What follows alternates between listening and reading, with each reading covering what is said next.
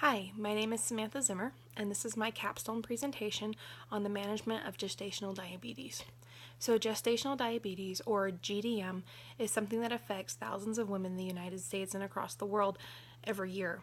It's something that affects not only the health of the mother, but also the unborn child. And so, it's something that's important for us to better understand and research as far as the management. And I'm currently a nurse on a labor and delivery unit, and I have seen several situations where mothers come in with uncontrolled diabetes, gestational diabetes, and as a result, they have delivery complications that could have been avoided if they had been educated about better ways to manage their gestational diabetes. And for that reason, I decided to focus my capstone project on this topic. So, what I will be doing today is going through my capstone project and just kind of explaining the steps that I went through in order to discover better ways to manage gestational diabetes, and then I will recommend some changes to the common practices of gestational diabetes, and just kind of my rationale for these reasons. So, to begin, I'd like to state that there was a study done in India that showed that 20% of women who were diagnosed with gestational diabetes had infants that were large for their gestational age. And that may not sound like a huge number, but the thing is large for gestational age can result in some major complications for the infant and also as well as the mother. And there are really three main complications that I'd like to focus on for this project. The first one being infants that are large for gestational age can have an issue descending into the birth canal, and women can have what we call an arrest of labor. And in this case, there's just no dilation of the cervix happening, and in those situations, the woman will eventually go back for a cesarean section. And while babies are born daily by cesarean section, that's not the most ideal way to have a birth if you are a candidate for vaginal birth, because having a major abdominal surgery when you're also being given a newborn can lead for some complications for the mother. You have a risk for infection, and then there's the situation of trying to deal with pain of a major surgery versus the pain of a vaginal birth. And so while cesarean sections are generally considered safe, they're not the ideal way to have a baby if you have the option to have a vaginal birth. So when you have these mothers coming in with uncontrolled gestational diabetes, they are presenting with infants that are large for their gestational ages. And so arrest of labor is something that can happen because these infants simply are not descending into the birth canal. They're too large, they cannot fit. Along those same lines, another situation that can happen when infants are too large for the gestational age, if they're able to make it into the birth canal and their head is able to be born, sometimes we have what is called a shoulder dystocia. In this situation, the shoulder of the infant is caught on the pelvic bone of the mother, and this is a dangerous situation, not only for the mother but for the infant especially. When the infant's head comes out, the cervix and all the surrounding tissue automatically constricts on the neck of the infant. And if you're not able to deliver that infant all the way immediately or within just a few minutes, then you have a risk for some permanent neurological injuries and even death in some of the most extreme cases. So as a result, there are some techniques that labor and delivery nurses and the OBGYN providers do to try to get these infants out to be able to avoid those neurological injuries, the issues that you can have from not having blood flow to the brain. As a result, we're tugging and pulling on these babies, we're doing different maneuvers with the mother, but these infants can sometimes be born with broken collarbones from being able to, from the provider, just trying to get that shoulder to condense down to be able to fit through the birth canal.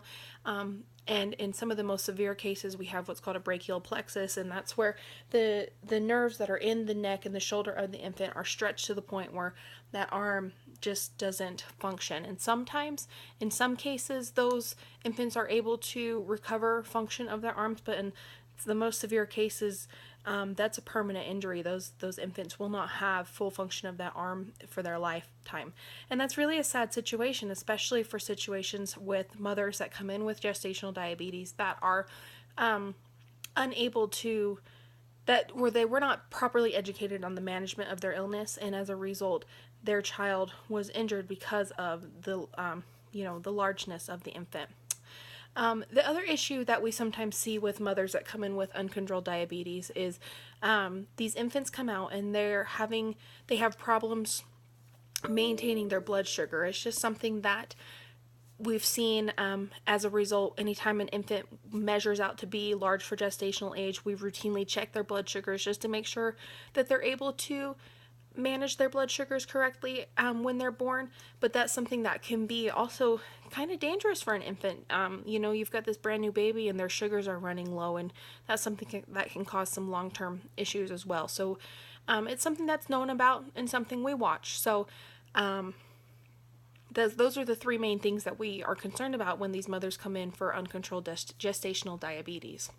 So the PICOT question that I used for this project was, in mothers with gestational diabetes, how does keeping a log of blood sugar levels, food, and exercise compared to non-compliance with gestational diabetes management affect the rate of complications of both the mother and infant associated with gestational diabetes during pregnancy and within 1 week of birth? So the thing that I'm really investigating in my Capstone project is keeping the log. So when women go into their prenatal visits and they are either flagged as a risk for gestational diabetes or they are diagnosed with gestational diabetes, they're automatically educated on tracking their blood sugar. Well, not tracking, but taking their blood sugars, following a prescribed diet, and also going onto an exercise plan. But then we see them in labor and delivery and they admit that they haven't been doing any of those things, or if they were doing some of them, only part of the time or only kind of a half effort type of deal. And that's really not good enough when you have an infant that you're responsible for as well. So the thing that I would like to change, or was investigating as far as change in the management of gestational diabetes, is keeping a log of those things. So keeping a log of what your sugars were, keeping a log of what you ate that day, and also keeping a log of the exercise that you've partaken in.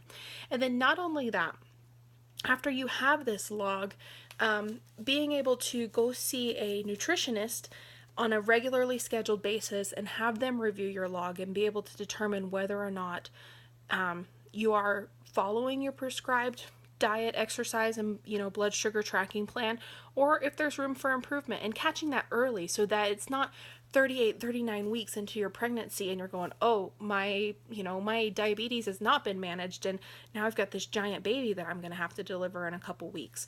We want to be able to catch those things as early as possible so that we can make the changes and potentially save these mothers and these infants from complications.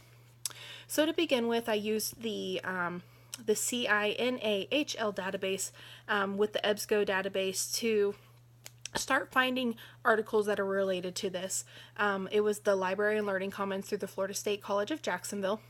Originally, I had over 9,000 articles, and that was just kind of out of control. So then instead, and most of them were dealt with type 1 and type 2 diabetes, which is not the same as gestational diabetes. So rather than just doing gestational diabetes, I added the limiter of 5 years. And then I also added a keyword of prevention because I wanted to see what studies had been done regarding the management and the prevention of gestational diabetes. And then that resulted in some articles that were a little bit more relevant to what I was searching. And in particular, I found 2 articles that were, very well associated with what I was trying to study. So the first one was by Elrich and his associates, and it was a study that they conducted regarding the exercise implementation on gestational weight gain. And gestational weight gain is something that is tracked to kind of see if a woman is trending towards a gestational diabetic situation. So even though this one was not specifically regarding gestational diabetes, originally, it did mention later on that implementing a moderate to intense exercise program in the prior to pregnancy or in the first trimester of pregnancy can help a woman to lower her chances of getting gestational diabetes, or when she has the diagnosis, being able to manage it in a better way by implementing that moderate to intense exercise program.